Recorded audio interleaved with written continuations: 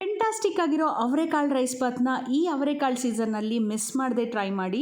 ಇದನ್ನು ಮಾಡ್ಕೊಳ್ಳೋದಕ್ಕೆ ಒಂದು ಮಿಕ್ಸಿ ಜಾರಲ್ಲಿ ಖಾರಕ್ಕೆ ಹಸಿಮೆಣಸಿನ್ಕಾಯಿ, 1 ಕಪ್ ಆಗೋಷ್ಟು ತೆಂಗಿನಕಾಯಿ ತುರಿ, ಅರ್ಧ ಚಮಚ ಸೋಂಪು, ಹಾಗೆ ಒಂದೇ ಒಂದು ಲವಂಗ, 1 ಇಂಚ್ ಚಕ್ಕೆ, 4 ಕಾಳು ಮೆಣಸು, 1 ಹಿಡಿ ಆಗೋಷ್ಟು ಕೊತ್ತಂಬರಿ ಸೊಪ್ಪು, ಇಷ್ಟ ಇದ್ದವ್ರು ಬೆಳ್ಳುಳ್ಳಿ ಹಾಕ್ಕೊಳ್ಳಿ, ಇಲ್ಲಾಂದರೆ ಸ್ಕಿಪ್ ಮಾಡ್ಕೋಬೋದು. ಒಂದು 4 ಎಸಳು ಬೆಳ್ಳುಳ್ಳಿ, ಹಾಗೆ ನೀರು ಹಾಕಿ ನುಣ್ಣಗೆ ರುಬ್ಬಿಟ್ಕೋಬೇಕು.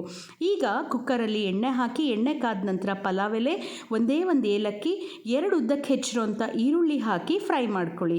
ನಂತರ ಒಂದೇ ಒಂದು ಸಣ್ಣಕ್ಕೆ ಹೆಚ್ಚಿರೋಂಥ ಟೊಮೆಟೊ, ರುಬ್ಬಿರೋ ಮಸಾಲೆನೂ ಹಾಕಿಬಿಟ್ಟು ಹಸಿ ವಾಸನೆ ಹೋಗೋವರೆಗೂ ಒಂದು 5 ನಿಮಿಷ ಫ್ರೈ ಮಾಡಿ. ಬೇಯಿಸಿಟ್ಕೊಂಡಿರೋಂಥ ಅವರೆಕಾಳು 1 ಕಪ್ಪು, 2 ಕಪ್ ನೀರು ಹಾಗೆ ಉಪ್ಪು ಹಾಕಿ ನೀರು ಕುದ್ದ ನಂತರ 1 ಕಪ್ಪು 20 ನಿಮಿಷ ನೆನೆಸಿಟ್ಕೊಂಡಿರೋ ಅಕ್ಕಿ ಹಾಗೆ 1 ಸ್ಪೂನ್ ತುಪ್ಪ ಹಾಕಿ ಕುಕ್ಕರಲ್ಲಿ ಒಂದು 3 ವಿಷಲ್ ಕೂಗಿಸಿದ್ರೆ ಘಮ ಘಮ ಅಂತ ಇರೋ ಅವರೆಕಾಳು ರೈಸ್ ಬಾತ್ ರೆಡಿ. ಟ್ರೈ ಮಾಡಿ ಹೇಗಿದೆ ಹೇಳಿ. Thank you.